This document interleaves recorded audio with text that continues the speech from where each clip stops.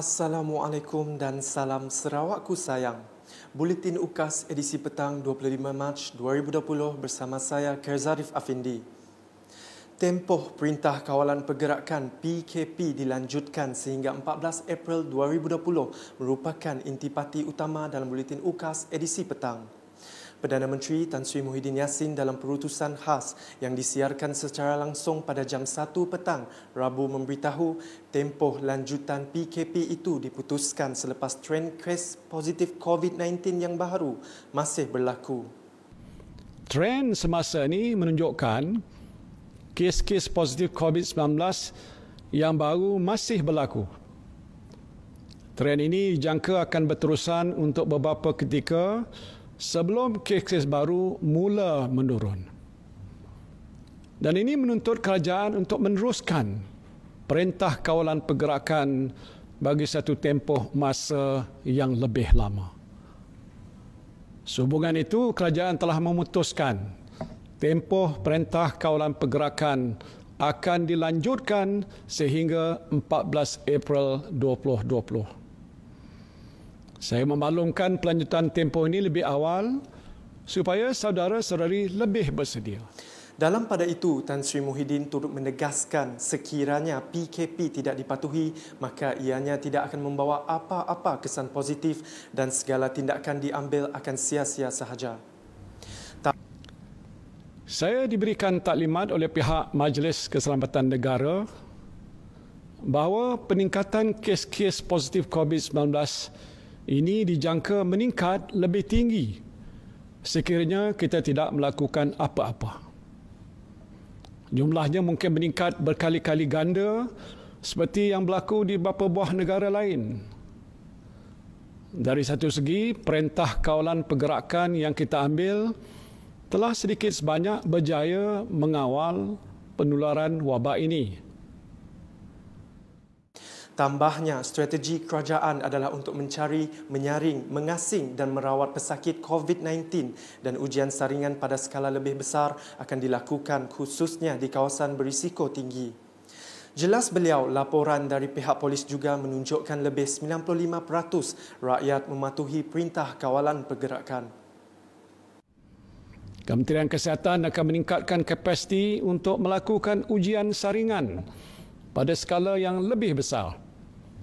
Dan ini termasuk melakukan mass testing, khususnya di kawasan-kawasan yang berisiko tinggi. Dengan kata yang lain, kita ingin mencegah jangkitan.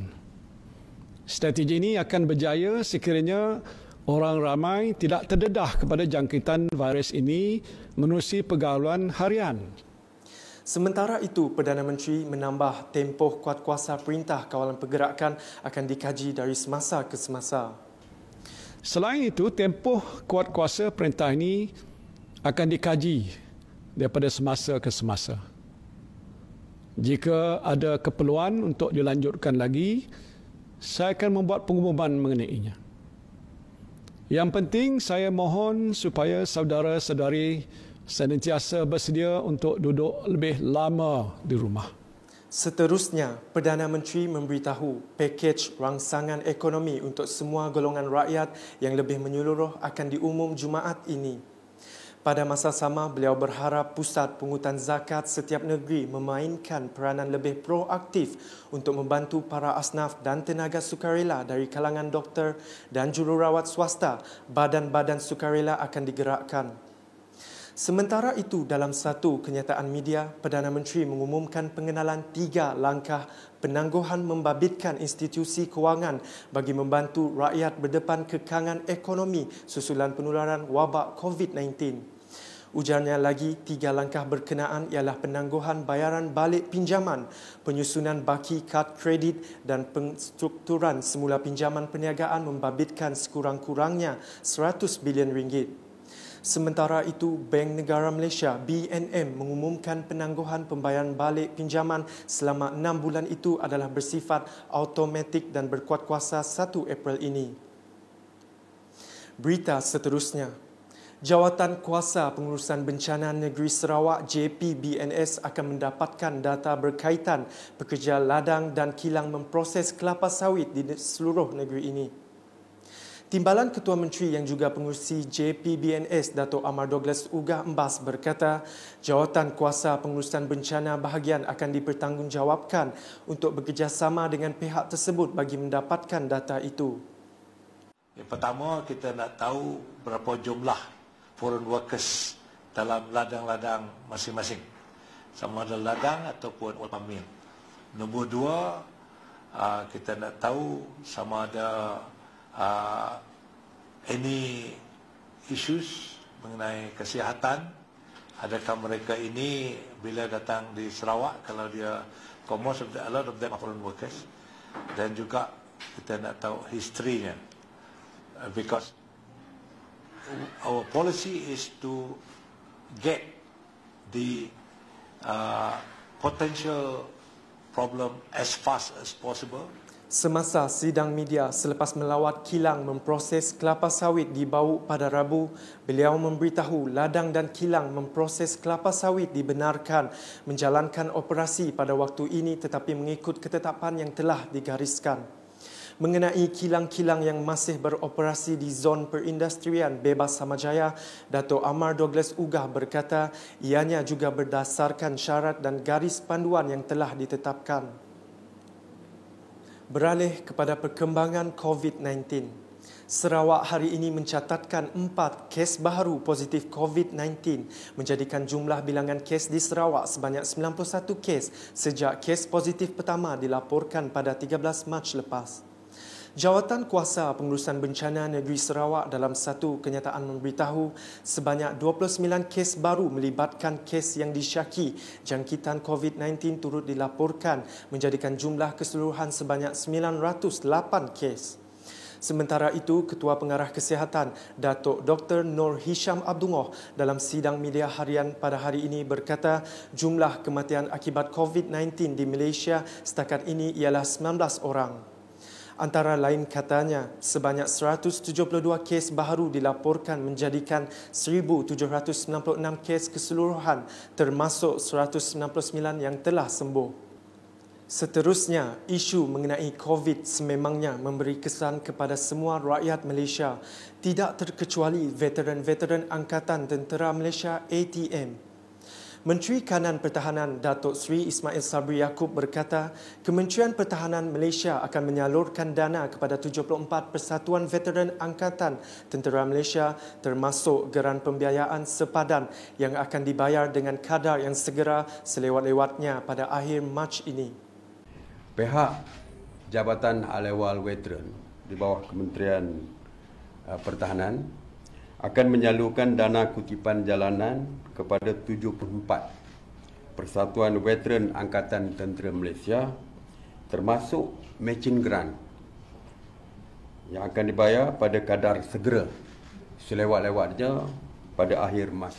Laporan berikutnya mengenai pelan tindakan strategi Kementerian Pelancongan, Seni dan Budaya dalam mendepani impak dari COVID-19.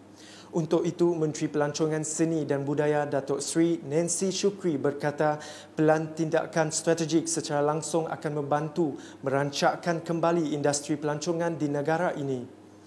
Ini kerana jelas beliau, pandemik COVID-19 yang sedang melanda negara dan dunia pada masa ini telah mengakibatkan sektor pelancongan mengalami kerugian melebihi 9 bilion ringgit bagi tempoh Januari hingga Mac 2020.